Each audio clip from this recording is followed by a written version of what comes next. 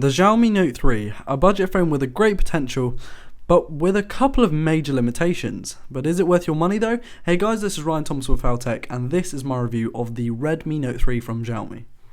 The overall design is good with a 5.5-inch 1080p IPS display up front with 3 labelled capacitive buttons, the notification LED and a 5-megapixel front-facing shooter capable of capturing 1080p video. On the left is a dual micro SIM tray, on the right is a volume rocker with a power lock button. I wish that the volume rocker was actually 2 separate buttons like Samsung phones, but that's a small price to pay for the low cost of the phone. On the top is an off-center headphone jack, and at the bottom is an off-center micro USB port. To finish off then, the back features a rear-facing 13-megapixel camera, flash, fingerprint scanner and a large rear speaker grille. Okay, the camera is a bit of an oddball in multiple ways. Firstly, the camera is a 13-megapixel camera and has a 13-megapixel sensor as such, but is limited to 1080p video instead of UHD, which most phones are capable of with a camera of this resolution. Most Chinese phones with this kind of sensor are limited to this, and I'm not actually sure why.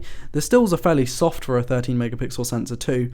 There is also a very noticeable delay from when you press the shutter button to when you actually take the photo. There are a few other Xiaomi devices that tend to have this issue as well, and is noticeable enough for you taking photos, but it didn't actually stop me using the camera itself, which is good. Low light performance leaves more to be desired, with lots of noise and blown out highlights are especially an issue in the daytime. For a cheap phone, the camera is okay, but certainly not impressive by any means. And because of that f2.2 aperture, the low light performance is rather hindered by the fact that you need to crank the ISO up and drop the shutter speed all the way down, a recipe for some not so crispy images. The screen is more impressive than the camera is though. The panel is a 5.5-inch 1080p IPS display, which displays impressive colours and good sharpness with 403 pixels per inch. It gets fairly dim, although it also gets quite bright as well, so you have a decent panel even when viewing out in the sun. You're not going to be getting incredible VR experience here, but it's all you need and is a fantastic display for a phone of this budget. Now, the keen-eyed among you may have noticed a small detail in the B-roll. The software. The software as stock doesn't actually come with Google Play services. What? A phone running Android 5.0.2, a fairly new version of Android, doesn't come with Google Play services? Are you stupid? Well, no, this one didn't at least.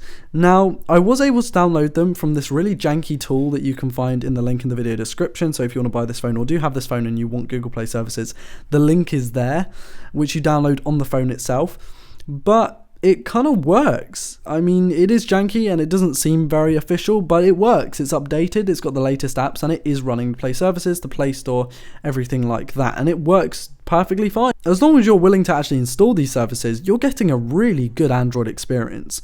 Apart from the small problem, of course, the UI is fantastic with a simple layout and a clean looking menu system as well. It comes with a launcher as stock, you don't actually have an app drawer, but I'm sure you can solve this by installing different launchers. And it does have really cool folders and clean icons that add a box if they're not a standard MIUI size. A fantastic overall experience then, as long as you install those Google Play services yourself. The build quality of this device is much better than you'd think for this price. You're getting a metal and glass build with minimal design issues, so there's very small antenna lines, and it's a very simple looking device. There's not really much to say, but there's not a lot to complain about. It just looks good. It's a little boring, but the build is fantastic for a phone of this price. Performance is also good. It sports an octa-core, yes 8-core MediaTek Helio X10 CPU with 2 choices of RAM/storage options. You can get 2GB of RAM/16GB of storage, or the configuration that I have here, which is a 3GB of RAM, 32GB of onboard storage. Now, there isn't any microSD expansion, which is a little bit upsetting, but then again, you do have the cloud, I guess. Overall use is good, but there are some games that really lag on this system. I tried playing Drift Fun, whatever you want to call it, and there was definitely some choppiness, but when playing simple games like Color Switch, they give you a much smoother experience with no problems at all. This isn't going to be anything with a modern Snapdragon chip, but it's good enough for light to medium use, which is good. You're going to be paying anywhere between £100 and £150 for this, brand new, which is fantastic. A fantastic deal for a phone with this screen, build quality, battery life and fingerprint scanner. Talking of the fingerprint scanner, it's great, and it's actually a quick sensor, but the animation and the little time it takes from when you take your finger off to when the screen comes on is a little bit slow, but actually overall it's a fairly quick experience. If you think of the price you're actually getting a fingerprint scanner at all is really cool, but the fact it's this quick is a bonus. Its placement is on the back and is really good because the ability to log into the phone within the actual action of pulling it out of your pocket is actually very convenient. Battery life then. It's actually fantastic on the Note 3, with multiple times giving me 2 days between charges. The battery is impressive too, with the size of 4,000 mAh, which is big compared to most phones, considering the actual 5.5 inch form factor. It's not a huge phone and you're not getting a very thick device, so this kind of battery size is fantastic. So overall then, what do I think of the experience? If you're willing to download and install those Play services, which is very simple, I forgot to add that, it's actually very simple to do, it just doesn't seem very official, it seems kind of janky, maybe a little bit unreliable, but when you actually use it, it's perfectly fine. There is actually nothing wrong with doing this, it just looks a bit dodgy, I suppose. And it works. If you're willing to deal with that, you've got an absolutely stellar phone for your money. And that's something that you really can't replicate in a lot of other phones. Now, yes, you could step up a little bit more and maybe buy a P8000, P9000 from Elephone, and maybe you're getting a little bit of a better experience there.